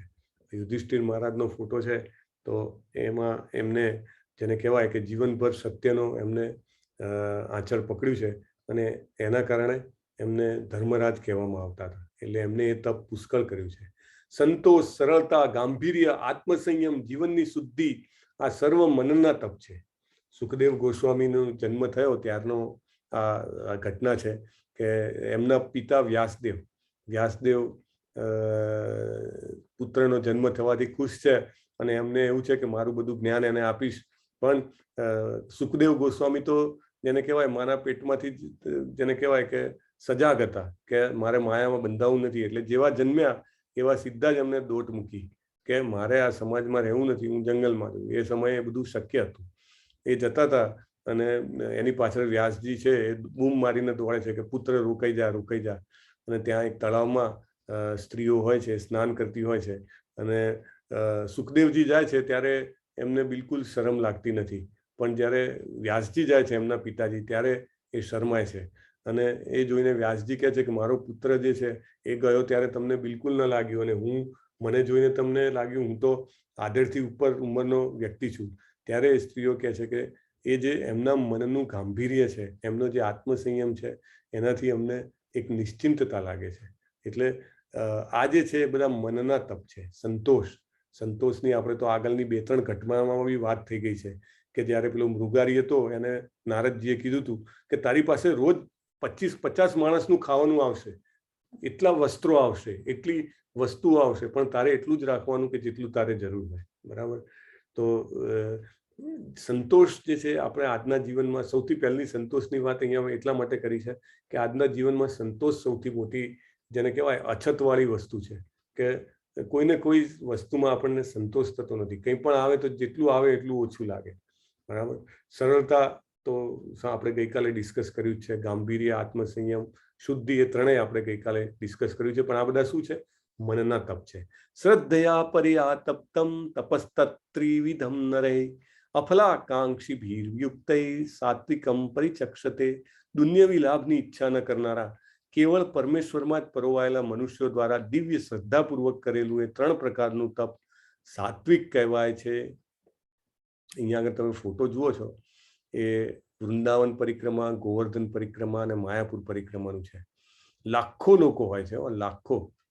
તમને લાગે તમે ત્યાં આગળ જાઓ તો સવારના જેવી મંગલા આરતી પૂરી થાય 4:30 ચાલુ થાય, 5:15 આસપાસ સુધીમાં પૂરી થાય. કારણ કે મંગલા આરતી પછી નરસિંહ કવચ અને એના પછી તુલસી આરતી ને થોડા એનાઉન્સમેન્ટ હોય. અને પછી બધા વૃંદાવન પરિક્રમામાં નીકળી પડે. વૃંદાવન પરિક્રમાનું મહત્વ શું છે કે વૃંદાવનમાં લગભગ 5000થી વધારે કૃષ્ણજીના મંદિર છે. એટલે જ્યારે એનું પરિક્રમા કરે ત્યારે એઝ ઇફ લાઈક તમે 5000 મંદિરની પરિક્રમા કરી એવું લાગે. લગભગ 3 થી 4 કલાક જેવો સમય લાગે if it is a normal walk. પણ તમે જુઓ તો ફોરેનર્સથી લઈ અને સામાન્ય વ્યક્તિથી લઈને મોટા વ્યક્તિથી લઈને બધા જ કરતા હોય. બાજુમાં તમને યમુનાજીનો કિનારો દેખાય છે અને અદ્ભુત તમને એવું જ લાગે કે જાણે કૃષ્ણજી અહીંયા જ છે. હરેક ડગલે એક મંદિર હોય, બરાબર, અને હરેક ડગલે તમને કોઈને કોઈ ભક્ત મળે. તો અત્યારે તો પોસ્ટ કોરોના તો થોડુંક ઓછું છે, પણ છતાં પણ હજી પણ સવારે 5:15 તમે જુઓ તો વૃંદાવન પરિક્રમામાં હજારો લોકો નીકળી પડતા હોય છે. પછી નેક્સ્ટ છે ગોવર્ધન પરિક્રમા, કે એમાં તો સવારના તમે નીકળો વૃંદાવનથી ગોવર્ધન જાઓ, ગોવર્ધનથી પછી ચાલુ કરો તો બપોરના કદાચ 4 વાગી જાય. વચ્ચે તમે 2-3 હોલ્ટ કરો. અને અહીંયા તમે જુઓ છો ઘણા બધા ફોરેનર્સ છે અને લગભગ તમે જુઓ તો ઘણા લોકોએ તો ચંપલ શૂઝ કંઈ પહેર્યું જ નથી. જોયું? એટલે એ જે છે એ તપ કહેવાય છે ને. એ એક મોટા ભાગનું મોટું તપ છે. માયાપુરની પરિક્રમા છે નીચે, એમાં તો નાવડીમાં બેસીને ગંગાજીને પાર કરીને ઘણી જગ્યાએ જવું પડતું હોય છે. આ બધા જે તપ છે એને સાત્વિક જેને કહેવાય એ કરવામાં આવ્યા છે. અને આ કરવાથી જેને કહેવાય કે આપણી સાથે જે ભક્તો હોય એનો પણ લાભ મળે. તમે એકલા વૃંદાવન જાઓ કે મથુરા જાઓ કે ગોવર્ધન પરિક્રમા કરો કે માયાપુર કરો, એના કરતાં જ્યારે તમે કોઈની જોડે જાઓ, દાખલા તરીકે હું નામનિષ્ઠ પ્રભુ સાથે કેટલીક વાર ગયેલો છું, તો એ આખું જે ગ્રુપ હોય એ આખું ગ્રુપની એક અલગ જ એનર્જી હોય, બરાબર. જ્યાં આગળ જાય, જે જગ્યા ઉપર જાય એ જગ્યા ઉપર એનું મહાત્મ્ય વંચાય, એના રિલેટેડ ઘટના હોય એ વંચાય.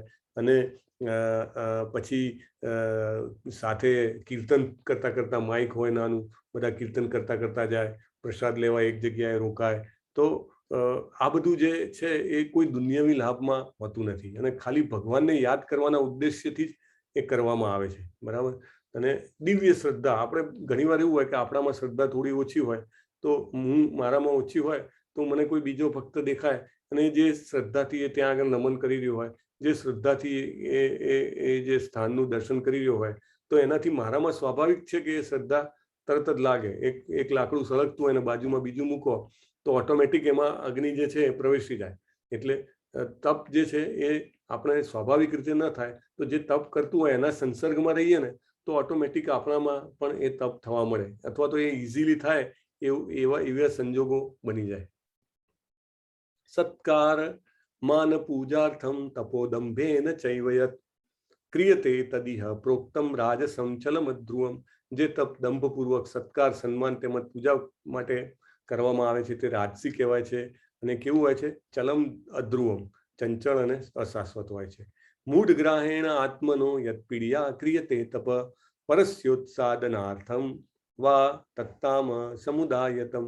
મૂર્ખામીને વશ થઈ આત્મ ઉત્પીડન માટે અથવા બીજાઓનો વિનાશ કરવા કે હાનિ પહોંચાડવા માટે જે તપ કરવામાં આવે છે તે તમો ગુણવાળું હોય છે.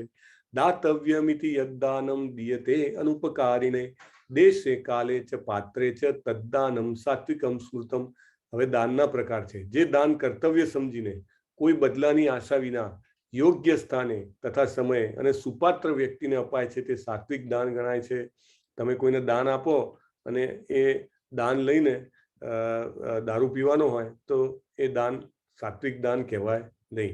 કેવી રીતે કરવું જોઈએ દાન? કર્તવ્ય સમજીને, બદલાની આશા વિના, આપણને કોઈ મળશે એવી આશા ન હોય, યોગ્ય સ્થાને. એટલે ગમે ત્યાં તમે કરો એ સ્થાન યોગ્ય ના કહેવાય. સમય પણ યોગ્ય જોઈએ અને વ્યક્તિ પણ સુપાત્ર જોઈએ, ત્યારે એ સાત્વિક જ્ઞાનમાં આવે છે. યત્તુ પ્રત્યુપકારાર્થમ ફલમુદૃશ્ય વા પુનઃ દીયતે ચ પરિક્લિષ્ટમ તદદાનમ રાજસંસ્કૃતમ. જે દાન અમુક બદલાની અપેક્ષાથી, કર્મફળની ઈચ્છાથી ના મરજીપૂર્વક અપાય છે તે રજોગુણી દાન કહેવાય છે. આજકાલ તો આ જે ચિત્ર દેખાય છે એવું જ છે. જે કોઈ પણ દાન કરે એ ફોટો પડાવે અને ફોટો પડાવીને ક્યાં ક્યાં મૂકે. સો આવું દાન કરવાનો આજકાલ બહુ જ જેને કહેવાય કે ફાલ નીકળી ગયો છે. એટલે લેવાવાળાને પણ તકલીફ થાય, એને પણ બિચારાને સંકોચ થાય, અને આપવાવાળો જે છે એને તો બદલાની જ અપેક્ષા હોય કે આનાથી મને કેટલા લોકો ને હું મારો પ્રચાર કરી શકું. તો આ દાન છે એ દાન કહેવાય, એ રજોગુણી દાન કહેવાય છે. અદેશ કાલે યદ્દાનમ અપાત્રેભ્યશ્ચ દીયતે અસત્કૃતમ અજ્ઞાતમ તત્તામ સમુદાયતમ. જે દાન ગમે તેવી અપવિત્ર જગ્યાએ અનુચિત સમયે કુપાત્ર માણસને પૂરતું ધ્યાન તથા આદર આપ્યા વિના અપાય છે તે તામસી કહેવાય છે. જુઓ છો તમે અહીંયા આગળ જે વ્યક્તિ છે એને વ્યસન કરવા માટે દાન જોઈએ છે. અને ફોરેનમાં તો ઇવન આપણા દેશમાં પણ લોકોને આ કોન્સેપ્ટની ખબર જ નથી હોતી. એટલે જ્યાં નામ મળે કે જ્યાં બીજા 10 લોકો જોવે ત્યાં આગળ પૈસા આપવામાં લોકો અચકાય નહીં કે એટલીસ્ટ મારું નામ તો થાય છે. પણ એ દાન શેના માટે ઉપયોગ થાય છે એ તમે ના જુઓ તો એ દાન જે છે તામસી ગણાય છે. હવે હરિઓમ તત્સત એની ભગવાન વ્યાખ્યા કરે છે કે સર્જનની શરૂઆતથી ઓમ તત્સત આ ત્રણેય શબ્દો પરમ સત્યનો નિર્દેશ કરવા માટે પ્રયુક્ત કરાતા રહ્યા છે. આ 3 પ્રતિકાત્મક અભિવ્યક્તિઓ બ્રાહ્મણો દ્વારા વૈદિક મંત્રોનું ઉચ્ચારણ કરતી વખતે બ્રહ્મને સંતુષ્ટ કરવા માટે યજ્ઞો કરતી વખતે પ્રયોજવામાં આવતી હતી. શ્રી કૃષ્ણ જે છે એમનું જ એ શાબ્દિક સ્વરૂપ છે.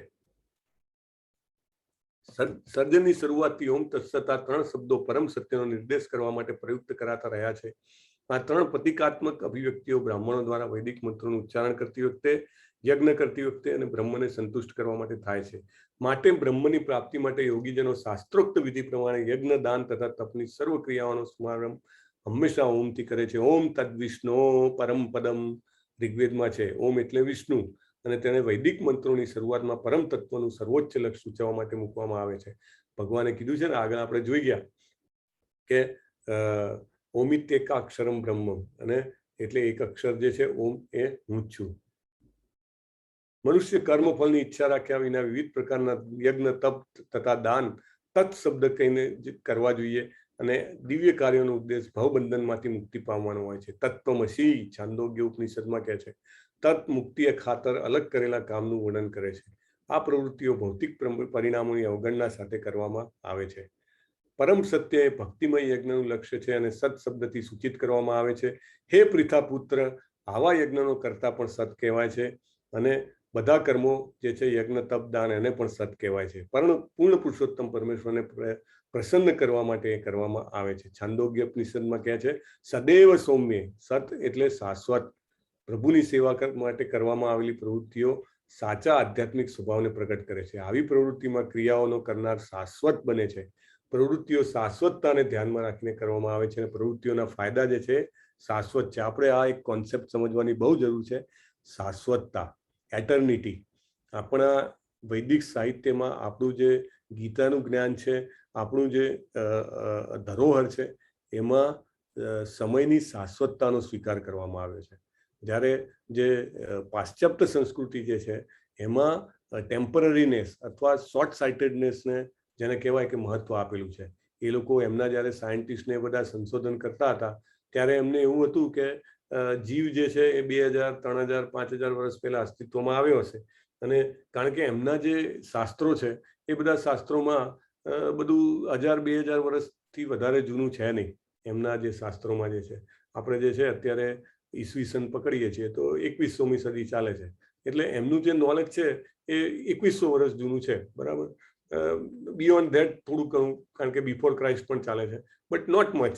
જ્યારે એ લોકો અહીંયા આગળ આવ્યા અને અહીંયા એમને જોયું તો અહીંયા આગળ તો કરોડો ને અબજો વર્ષોની વાત ચાલે છે. બ્રહ્માનું આયુષ્ય આપણે જોયું હતું. બ્રહ્માની 1 સેકન્ડ એટલે આપણા 1 લાખ વર્ષ છે, રાઈટ. 1 લાખ યર્સ. આપણે શું 21મી સદીની વાત કરીએ છીએ, રાઈટ. એટલે સત એટલે એટર્નિટી. એટર્નિટી એટલે શાશ્વતતા. શાશ્વતતાનો જે કોન્સેપ્ટ છે ને એ લોકો પાસે છે જ નહીં. That is totally utterly missing. Totally miss છે એમનું. અને છતાં એ લોકો એમના બધા ફંડાઝને કોન્સેપ્ટ આપ્યા કરે છે. આપણે જ્યારે વિચારીએ છીએ અને જો આપણે ભગવદ્ ગીતા બરાબર વાંચી હોય, સમજી હોય અને જાણવાનો પ્રયત્ન કર્યો હોય તો આપણા વિચારો હંમેશા શાશ્વતતામાં થવા જોઈએ. વી શુડ નોટ થિંક કે મારું જીવન છે એટલું જ મારો કાળ છે. આપણે એ વિચારવું જોઈએ કે હું શાશ્વત કાળ માટે છું, બરાબર. ને ભગવાન પણ શાશ્વત કાળથી છે. એટલે મારે રિલેશન જે છે એ સંબંધ જે છે એને પાક્કો કરવો એ મારું કામ હોવું જોઈએ. અને જ્યાં સુધી શાશ્વતતા આપણે ન સમજીએ ત્યાં સુધી આપણને કરવાની ઈચ્છા ના થાય. આપણને એમ થાય કે આપણે ટેમ્પરરી જે મળે છે લઈ લો, મજા કરો, એન્જોય કરો. પણ શાશ્વતતા જ્યારે સમજીએ ત્યારે આપણને એમ થાય કે ના, ઇટ્સ અ લોંગ સ્ટોરી. એ નાની વોર નથી. It's it's a battle, means life long battle એવું છે. હે પાર્થ, પરમેશ્વરમાં શ્રદ્ધા વગર યજ્ઞ, દાન કે તપ રૂપે જે કંઈ પણ કરવામાં આવે છે તે ક્ષણભંગુર હોય છે. જો આ એક બહુ જ મોટું સ્ટેટમેન્ટ છે કે તમે ગમે તેટલું આપણે યજ્ઞ કરીએ, ગમે તેટલું દાન કરીએ, ગમે તેટલું તપ કરીએ, પણ જો આપણને પરમેશ્વરમાં શ્રદ્ધા ના હોય, શ્રી કૃષ્ણમાં શ્રદ્ધા ના હોય તો એને ટેમ્પરરી કહેવાય, ક્ષણભંગુર, ટેમ્પરરી. તે અસત કહેવાય છે. અને આ અસત, આ જે છે એ આ જન્મ અને આગામી જન્મ બંનેમાં વ્યર્થ જાય છે. એટલે અનટિલ અનલેસ આપણે ભગવાનને યાદ કરીએ નહીં ત્યાં સુધી કરેલું કોઈ પણ કાર્ય હોય, ભલે એ આપણા ભલા માટે કરતા હોઈએ, આપણા કુટુંબના ભલા માટે કરતા હોઈએ, આપણા સમાજના ભલા માટે કરતા હોઈએ, દેશના ભલા માટે કરતા હોઈએ કે માનવ જાતિના ભલા માટે કરતા હોઈએ, રાઈટ. ઘણા લોકો વાવ બંધાવે, કૂવો બંધાવે, પાણીની પરબ બંધાવે તો કે લોકોનું ભલું થાય. પણ આ બધું કરવા પાછળનો મોટિવમાં જો આપણે ભગવાનને ભૂલી જઈએ તો પછી એ બંને એ વસ્તુ કેવી ટેમ્પરરી બની જાય છે. અને આપણને આ જન્મમાં તો એક તો આપણો જે ધન છે એ વ્યય થાય છે, આપણને આગલા જન્મમાં પણ એનો કોઈ ફાયદો થતો નથી. એટલે કંઈ પણ કરતા હોઈએ આપણે ભગવાનને યાદ રાખવા જોઈએ. અને માળા કરીએ અને ભગવાનને ધરાઈએ એટલું આપણે કરવાનું ચાલુ કરીએ તો આપણો જે છે યાદ રાખવાની એટલીસ્ટ એફર્ટ ચાલુ થઈ છે એમ કહી શકાય. તો આની સાથે આજનો અધ્યાય જે છે એ પૂર્ણ થાય છે. પહેલા શ્લોકમાં અર્જુન જે છે પૂછપરછ કરે છે, અનધિકૃત પૂજા એટલે શાસ્ત્રોક્ત ના હોય એવી પદ્ધતિથી તમે સારા કાર્યો કરો તેનો શું ફાયદો કે નુકસાન છે એ અર્જુન પૂછે છે, અથવા તો કયા ગુણોમાં છે. ભગવાન જે છે એ 3 સ્થિતિઓમાં વ્યક્તિના વિશ્વાસ એટલે શ્રદ્ધા, એ 3 પ્રકારની શ્રદ્ધા છે એ એને ડિસ્ક્રાઇબ કરે છે. ત્રિવિધ ભવતી શ્રદ્ધા, પછી 3 પ્રકારનો ખોરાક એટલે ડાયટિંગ આખું કેવું હોવું જોઈએ, આયુ, સત્વ, બળ, આરોગ્ય, એ રીતે 3 શ્લોકમાં કહે છે. પછી યજ્ઞની 3 સ્થિતિઓ, યજ્ઞ એટલે બલિદાન, એ કહે છે. પછી તપની 3 સ્થિતિઓ કહે છે. પછી દાનની 3 સ્થિતિઓ કહે છે. અને છેલ્લે ઓમ તત્સત કહે છે. આ રીતે આ અધ્યાય જે છે અહીંયા પૂર્ણ થાય છે. હરે કૃષ્ણ કૃષ્ણ કૃષ્ણ હરે હરે, હરે રામ રામ રામ હરે હરે. હરે કૃષ્ણ. તમારામાંથી કોઈને પણ ક્વિઝ ભરવામાં કંઈ પ્રોબ્લેમ હોય ને તો પ્લીઝ યુ કેન આસ્ક, કારણ કે ક્વિઝ વી વોન્ટ કે તમારા બધાની ક્વિઝ ભરાય એ બહુ જરૂરી છે. તો પ્લીઝ તમે કરો. એ સિવાય ચેટબોક્સના કંઈ મેસેજ છે હું જોઈ લઉં. 30/8 શ્રીલા પ્રભુપાદનું શું છે? શિવ પ્રભુએ પ્રશ્ન પૂછ્યો છે. ઓકે, આઈ થિંક એમનો તિરોભાવ દિવસ છે. આઈ નીડ ટુ ચેક, પણ તિરોભાવ દિવસ છે. જનરલી એ દિવસે વૃંદાવનમાં એમના બધા જ શિષ્યો જે હોય ભેગા થતા હોય છે. આ કોરોના છે એટલે એટલા બધા નહીં હોય, પણ અધરવાઇઝ તો આખા વિશ્વમાંથી શિષ્યો આવે. અને તમે જુઓ તો દરેક જણ પોતપોતાના અનુભવો શ્રીલા પ્રભુપાદ પાસે જે હોય એ કહેતા હોય છે. બોલતા બોલતા લગભગ દરેકના આંખમાંથી આંસુ નીકળી પડે, કારણ કે પ્રભુપાદ સાથેનો સંબંધ એટલો બધો ગાઢ હોય ને, અને પ્રભુપાદ આટલા બધા લોકોને એવી રીતે બાંધી રાખતા કે દરેકના પ્રશ્નનો, એ વખતે તો ફોન બોન હતા નહીં, તો લેટરથી જવાબ આપે. અને આખા વિશ્વના સેંકડો મંદિરોનું એ એક જ જગ્યાએ બેઠા બેઠા સંચાલન કરતા હતા. જ્યાં હોય ત્યાંથી એ બધું ચાલ્યા કરે. એટલે એમનો એ દિવસ છે. પ્રભુ દૈવિક, દૈહિક અને ભૌતિક તાપો શું છે થોડું સમજાવશો? અનમ્યુટ નહીં કરી શકું. ઓકે, આદિભૌતિક, આદિદૈવિક અને આધ્યાત્મિક, આ 3 પ્રકારના આપણને જેને કહેવાય કે દુઃખ સહન કરવા પડે છે. તો દેહને લગતા હોય, આપણને કંઈક રોગ થાય તો એને દૈહિક કહેવાય. પછી બીજા કોઈ વ્યક્તિ દ્વારા આપણને કંઈ નુકસાન થાય તો એને આપણે ભૌતિક અથવા આદિભૌતિક કહી શકો. અને સુનામી આવે, કોરોના આવે, એ બધું જેને કહેવાય કે એ આદિદૈવિક કહી શકાય. તો એ પ્રકારના 3 તાપ આપણે મનુષ્ય શરીર લીધું અથવા કોઈ પણ યોનિમાં જન્મ લઈએ તો આપણે આ તાપને સહન કરવા પડે છે. સ્થિત પ્રજ્ઞસ્ય ક્યા ભાષા સમાધિસ્થ કા ગુરુ. તો આગળના લેક્ચર જોઈ લેજો. શિવ પ્રભુ આપણા યુટ્યુબની ચેનલ પર છે અને ખુશી માતાજીએ ગ્રુપમાં સર્ક્યુલેટ કરેલા છે. તો તમારા બધા પ્રશ્નોનો જવાબ મળી જશે. પ્રભુજી, આવતીકાલે આધ્યાત્મ ખૂબ વધારે શ્લોક છે તો થોડું વહેલું શરૂ કરી શકાય? ચોક્કસ, કાલે 8:15 જ શરૂ કરીશું, કારણ કે કાલના શ્લોક વધારે છે. એટલે we will start at 8:50. Okay, so that's all. I think we can take couple of questions and then we'll stop. Yes, ખુશી માતાજી તમે તો પૂછી જ શકો છો. Yes.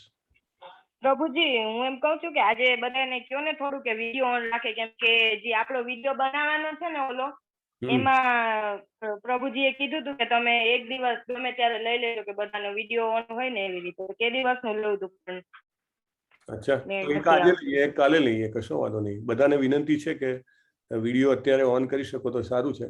ખુશી માતાજીને એમાંથી સ્નેપ લેવાનો છે, સ્નેપ અથવા whatever, I don't know, અને ધેન એ પ્રમોશનલ વિડીયો નેક્સ્ટ બેચ માટે બને છે એમાં એને એટેચ કરવાના છે. તો રિક્વેસ્ટ છે કે તમે વિડીયો ઓન કરી શકો તો સારું છે. રાઈટ.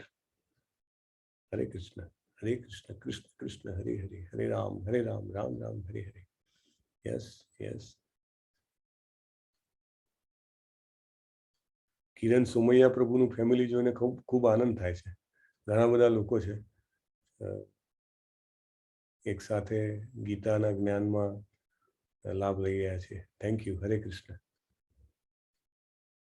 Yes yes.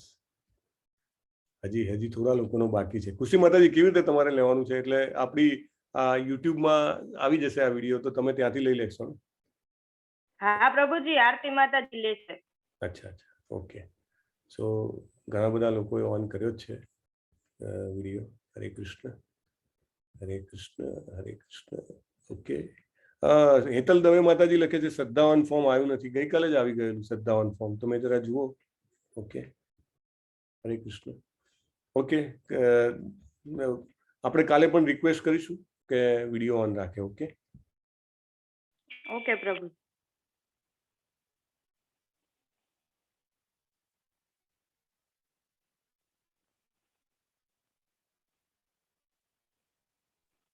હા, okay. So there are two more questions, so we will take quickly. Yes, Bharati Mataji, Prabhu, and then okay, one by one. Yes, Hare Krishna, Bharati Mataji. હરે કૃષ્ણ પ્રભુજી, Yes. મારે એમ કહેવાનું છે કે આજે મેં 16મી લિંકમાં question